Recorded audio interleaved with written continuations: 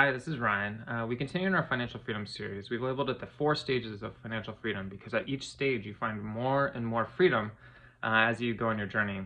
In the fourth stage, we've had, we're living within our budget.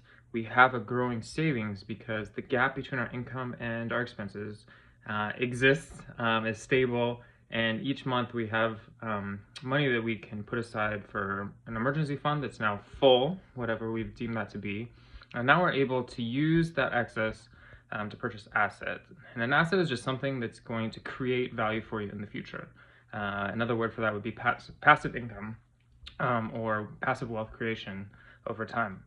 And so the assets that I'm talking about is, one, if you're renting, you want to grow a down payment so that you can purchase a home for yourself, potentially other real estate options. But I personally, and you'll hear from me long into the future, just a very strong proponent that if you're going to buy investment properties, an investment for yourself, that you also do good by your tenants, by your renters, that you are a just landlord. So we'll talk about that in the future, but I think there has to be ways in this society, under this system, to be just landlords that make a fair return while being fair to your tenants who may or may not be struggling, or may or may not be able to increase rent as much as we think we can get out of them.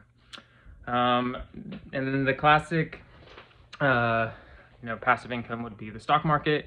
I definitely recommend investing early and often in the stock market, especially in ETFs or mutual funds, or index funds, and we'll talk more about those down the road. But those are all things, instead of individual stocks or individual companies, you're investing in a whole group of them, and you want to find ones that are low cost, low fees every year, so that you can maximize your return long term.